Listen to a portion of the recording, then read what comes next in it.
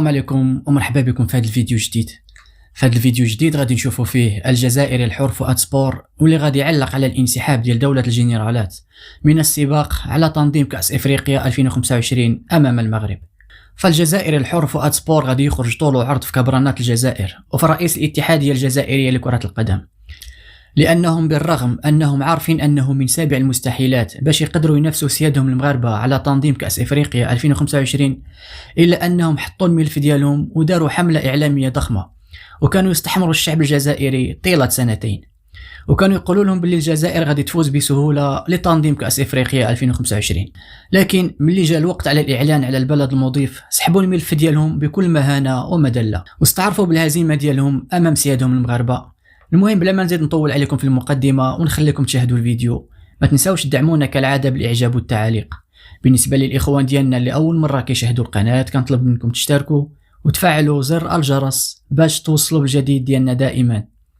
الخبر واحد الخبر جا كاع كالصاعقه، ما عرفتش هو كان منتظر خبر انسحاب الاتحاد الجزائري، خبر اللي انسحب من كاس افريقيا لتنظيم كاس افريقيا 2025 2027، ولكن هو كان خبر كان نشرح حفيظ الدراجي البارح، واليوم تاكد يعني الاتحاد الجزائري راسل لاكاف عن الاعتذار ديالو وسحب الملف ديالو ديال 2025 2027.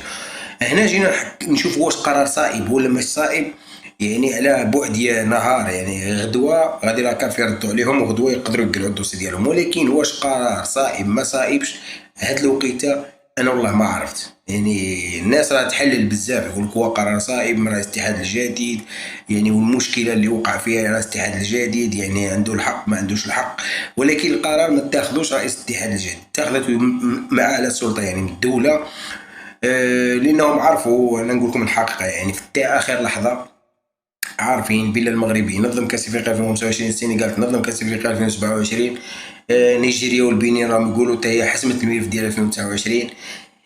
يعني قرار والله ما على بالي علاش في الاول تحط الدوسي وعلاش دروك تقلع الدوسي.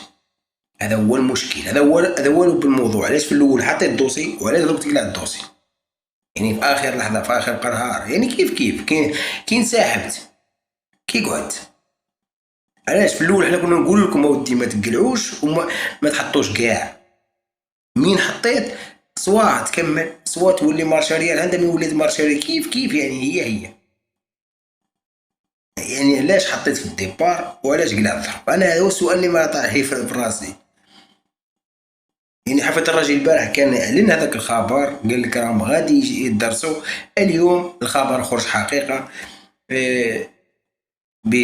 يعني قلعوا الدوسي ديالهم 2025 2027 وزيد حتى 2029 ولاكاف. يعني من مشكله درك من تقلع الدوسي ديالك، شوف في القوانين ديال لاكاف واش كاينه عقوبات، ما كاينش عقوبات، ما على باليش هي ما كانش عقوبات لانه ما تعلنتش، ولكن المشكل فين راه؟ علاش حطيت الدوسي؟ هذا هو المشكل. انت باش تنافس القجع وتنافس المغرب ما تقدرش، نقولوا هو القجع تفوق، يعني تفوق كان حاسمها من الديبار، السنغال تفوقت عليك في هاي دات 2027، نيجيريا والبنين باين. علاش انا حطينا الدوسي؟ هو المشكل. شكون هذوك اللي حطوا الدوسي؟ علاش ما تحاسبوهمش؟ علاش ما يفوتوش الحساب؟ هي جات اللجنه اللي دات قالت لك اودي ما كان والو. اللجنه هذيك الالمانيه شافت قالت لك عندك الملاعب صح ناقصين بزاف حوايج اخرين. درك علاش؟ يلا كان اخر لحظه يوم الثلاثاء غدوه الدوسي، غدوه لاكاف تردوا لك ولا ما على باليش واش غتمشي ولا ما تمشي ولا لا ما راني عارف. هي صافي رسميا هما راسلوا لاكاف بانه الدوسي منسحب. يعني المشكل اللي يخليك تهبل، يعني حافظ الدرجي يقول لك اودي، يعني يقول لك ما خصنا ننظفوا البيت. كيفاش تنظف البيت؟ انت تنظف البيت تنظف 10 سنين؟ يعني انت هذوك الملاعب اللي خسر عليهم لي مليار، الكاس الشان هذاك اللي جبتوه خسرتوا عليه لي مليار، الكاس اللي هذاك المحليين خسر عليه المليار، اخر لحظه تقلع كل شيء ويمشي كل شيء. احنا كنا نقول لكم بانه المغرب متفوق عليكم، كنا نقول لكم بان القجع قوي في الكاف، كنا نقول لكم بان القجع ما غاديش تقدر. يعني في اخر لحظه بصح ماشي وليد صادي ولا هاد الجماعه هادو اللي جات، لا الجماعه القديمه هي اللي دخلتنا في حياة. هذوك خص اللوم على الجماعة القديمة، وخاصهم المحاسبة، وخاصهم يفوتوا للديريكت كلشي على الجماعة القديمة. يعني علاش نهار الأول ديتو الجزائر للهلاك؟ علاش حطيتو هذاك الدوسي كاع أصلا؟ علاش داخلين راسكم في هاد المشاكل؟ آخر لحظة يعني 24 ساعة بقات تجبد الدوسي ديالك، نعتذروا وما غاديش ننظموا إلى إشعار آخر. يعني وكيفاش؟ يعني وكاين ناس كانوا مساكين يحلموا، وكاين ناس الهيشة كانوا يستناو شي حاجة تصدق من السما. الناس دارت العيب، كاين اللي سب، كاين اللي دار العيب كاع. هذوك العيب اللي درتو مع جوالينكم كيفاش؟ هما اللي غادي ينظموا لا كوب دافريك 2025. كيفاش ديروا معاهم؟ تمشيو ما تمشيوش؟ المشكلة اللي سبقوا العيب واللي هانوا واللي داروا بزاف حوايج مع جيران، ومن بينهم انت الصحافي حافظ الدرجة. انا نقول لك انت حافظ الدرجة، انت داخل في هذا الهيصة هذه كاملة وهذه المشاكل. نهار الاول حطيتو، وعلاش قلنا لكم حنا علاش تحطوا من الديبار؟ نهار الاول علاش تحطوا كاع الدوسيات؟ قلنا لكم نهار الاول شكون قال لكم؟ قلنا لكم محسومة المغرب ولا قشح، لانهم عندهم بنية تحتية قوية، كانت خاصهم ملاعب، الملاعب هما غادي يوفروه. عندهم اوتيلات في المستوى الرائع، عندهم طرقات في المستوى الرائع، عندهم تجيبيات، نظموا كاس العالم للانديه بمشاركه ريال مدريد، الهلال السعودي، الاهلي المصري والدنيا وكذا من نفات اروع. نظموا كاس افريقيا لاقل من 23 سنه كان اروع. عندهم تجربه في التنظيمات. علاش تروح تحط حنا ما قادرينش ننظموا؟ ما ننظموش من الاخر اسيدي. قادرين تجيبوها من برا كاس افريقيا، روح لعب كاس افريقيا. قدر تجيبها جيبها من الاول. ما نحطوش شكون هاد الناس هادو اللي حطوا. انا راني المحاسبه صار لهادوك الناس اللي حطوا هاد الدوسي، مو هادو جداد. ما عندوش ذنب هذا ما عندوش ذنب. هذا داخل 24 ساعه واش غادي يحط لك؟ هذا محقه. هذا اتخذ قرار صعيب وفيه مشاكل، ولكن الحمد لله يعني يقدر يكون قرار صائب في اخر لحظه. بصح ما تجيش عارف الدراجي تجي تقول لي كان يبقى 24 ساعه لا غادي نقلعو. يعني درك واش وليت انت هو الناطق الرسمي ديال الاتحاديه؟ ما هو المشكل. ولكن المشكل فين؟ المشكل العيب فين؟ العيب في هذوك اللي حطوا الدوسي. العيب فيهم. الناس حطت الدوسي وما قارياش وما عارفاش الطريق ديالها.